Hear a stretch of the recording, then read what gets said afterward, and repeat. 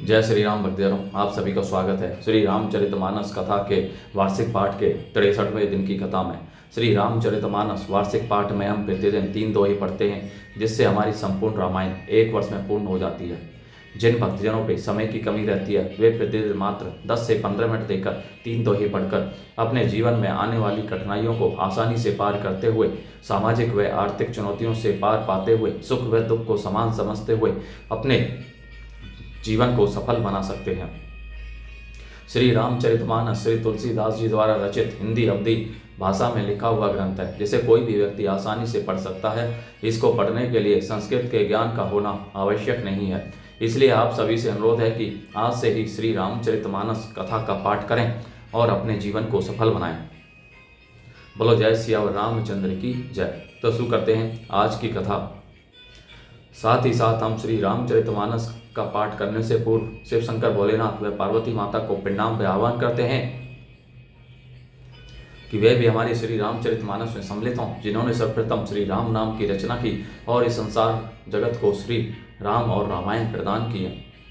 तत्पश्चात सभी गुरुजनों, सभी देव देवताओं को प्रणाम व आह्वान करते हैं कि वे भी हमारे श्री रामचरितमानस में सम्मिलित हों और हमें अपना आशीर्वाद प्रदान करें। बोलो जय श्री रामचंद्र की जय। तो शुरू करते हैं आज की कथा। भगवान का वरदान। जानी सब सुर भूमि सुनी बचन समेत सने, गगन गिरा गंभीर भई हरिणी सो के संदे, मंगल भवन मंगल हारी द्रवौ सुदशरथ अजय बिहारी। देवता और पृथ्वी को भयभीत जानकर और उनके स्नेहयुक्त वचन सुनकर शोक और संदेह को हरने वाली गंभीर वाणी हुई। डनी डर पहो मुनि सिद्ध सुरेशा, तुम्हि लागी धरी हूँ नर वेशा, सन्ह सहित मनुज अवतारा ले हूँ दिनकर वंश उदारा। हे मुनि सिद्ध और देवताओं के स्वामियों, डरो मत, तुम्हारे लिए मैं मनुष्य का रूप धारण करूंगा और उदार पवित्र सूर्यवंश में अंशों सहित मनुष्य का अवतार लूंगा।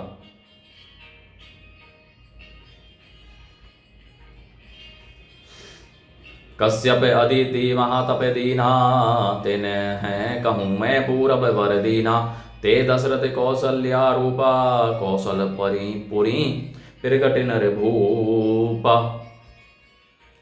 कश्यप और अदिति ने बड़ा भारी तप किया था, मैं पहले ही उनको वर दे चुका हूँ। वे ही दशरथ और कौशल्या के रूप में मनुष्यों के राजा होकर श्री अयोध्यापुरी में प्रकट हुए हैं। तिन्हें के ग्रह अब तरी हूँ जाई, रघुकुल तिलक सो चारी ओ भाई, नारद वचन सत्य सब करी हूँ, परम शक्ति समेत अब तरी हूँ। उन्हीं के घर जाकर मैं रघुकुल में श्रेष्ठ 4 भाइयों के रूप में अवतार लूंगा। नारद के सब वचन मैं सत्य करूंगा और अपनी पराशक्ति के सहित अवतार लूंगा। हरि हूँ सकल भूमि गरुआई, निर्भय हो देव समुदाय, गगन ब्रह्म बानी सुनि काना, तुरत फिरे सुर हृदय जुड़ाना। मैं पृथ्वी का साब भार हर लूंगा। हे देव वरंद, तुम निर्भय हो जाओ। आकाश में ब्रह्मा भगवान की वाणी को सुकान से सुनकर देवता तुरंत लौट गए, उनका हृदय शीतल हो गया। तब ब्रह्मा धरनी समुझावा, अभय भई भरोसे जिए आवा। तब ब्रह्मा जी ने पृथ्वी को समझाया, वह भी निर्भय हुई और उसके जी में भरोसा ढाढ़स आ गया। निज लोक ही बिरंची गे देवन हई सिखाई, बानर तनु धरी धरी मही हरि पद से बहु जाई, मंगल भवन मंगल हारी द्रवौ सुदशरथ अजय बिहारी। देवताओं को यही सिखाकर कि वानरों का शरीर धर धर कर तुम लोग पृथ्वी पर जाकर भगवान के चरणों की सेवा करो।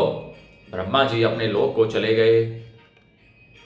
गए देव सब निज निज धामा, भूमि सहित मन कहूँ विश्रामा, जो कछु आए सु ब्रह्मा दीना, हरि से देव विलंब न कीना। सब देवता अपने अपने लोक को गए। पृथ्वी सहित सबके मन को शांति मिली। ब्रह्मा जी ने जो कुछ आज्ञा दी उससे देवता बहुत प्रसन्न हुए और उन्होंने वैसा करने में देर नहीं की। भनिचर दे धरी क्षिति माही, अतुलित बल प्रताप तिने पाही, गिरी तरु नक आयुध सब वीरा, हरि मारग चित वही मति धीरा। पृथ्वी पर जिन्होंने वानर देह धारण की, उनमें अपार बल और प्रताप था। सभी सूरवीर थे। पर्वत वृक्ष और नख ही उनके शस्त्र थे। वे धीर बुद्धि वाले वानर रूप देवता भगवान के आने की राह देखने लगे। राजा दशरथ का पुत्रेष्टि यज्ञ, रानियों का गर्भवती होना। गिरी कानन जहे तहे भरी पूरी, रहे निज निज अनेक रचिरूरी। यह सब रुचिर चरित मैं भाषा, अब सो सुनहूं सो बीच ही राखा। वे वानर पर्वतों और जंगलों में जहां तहां अपनी अपनी सुंदर सेना बनाकर भरपूर छा गए। यह सब सुंदर चरित्र मैंने कहा, अब वह चरित्र सुनो जिसे बीच में ही छोड़ दिया था। अवधपुरी रघुकुल मणि राहु, वेद विदित ते ही दशरथ नाहु। धर्म धुरंधर गुण निधि ज्ञानी, हृदय भक्ति मति सारंग पानी। अवधपुरी में रघुकुल शिरोमणि दशरथ नाम के राजा हुए, जिनका नाम वेदों में विख्यात है। वे धर्म धुरंधर गुणों के भंडार और ज्ञानी थे। उनके हृदय में सारंग धनुष धारण करने वाले भगवान की भक्ति थी और उनकी बुद्धि भी उन्हीं में लगी रहती थी। कौसल्या आदि नारी प्रिय सब आचरण पुनीत, पति अनुकूल प्रेम दृढ़ हरिपद कमल विनीत।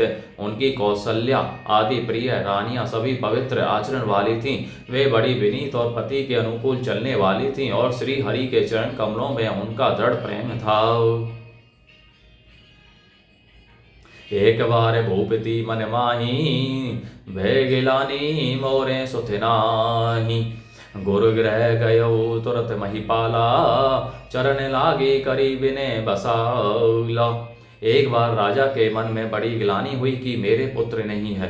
राजा तुरंत ही गुरु के घर गए और चरणों में प्रणाम कर बहुत विनय की।